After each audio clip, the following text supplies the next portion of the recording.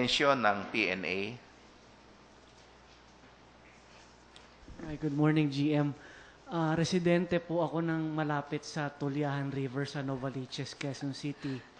At nais ko lang pong mabigyan niyo po kami ng update sa declogging doon, tsaka yung mga, ano po yung mga tips niyo po para maiwasan yung Pagbabaha. yung mga, Okay. parang mga plastic, tsaka mga other trash po. Noong July 23, kung nandoon ka man sa barangay na yon, nagkaroon po Opo. tayo ng clean up ng Tulyahan River.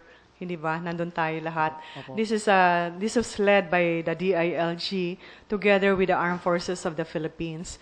Ang Tulyahan River ay napakahaba, kaya depende kung saan kang lugar na barangay. Dito Ngayon, sa Uyo po, ma'am. saan? Sa Uyo. Uyok, oo.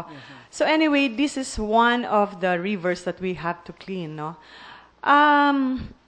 Ano ba yung pwede nating gawin para hindi nga magbaha? Pinapaalala ko po sa ating residente ng Metro Manila, especially those who are staying by the river banks. Huwag lang po magtapon ng kahit anong basura at nakakadagdag po yan sa clogging, no?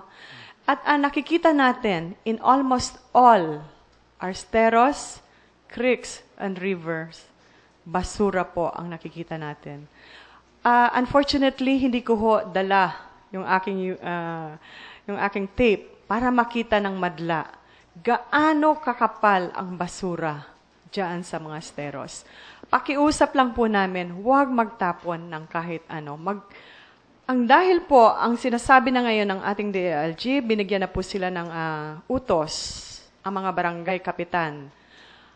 Magpatupad kayo kung kailan kukunin ang mga basura ng inyong mga constituents. May oras at may araw.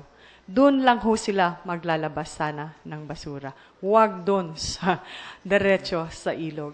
Kung minsan tinatanong ko nga, bakit nga ba dyan nyo tinatapon? Nag-i-interview din po ako ng ating mga informal settlers dyan. You know, sometimes they cannot... ang sabi nga sa akin, kasi ho, saan ba namin itatapon? Parang it's a natural thing for them. Kaya yung education part po ngayon, magkakaroon po tayo dyan.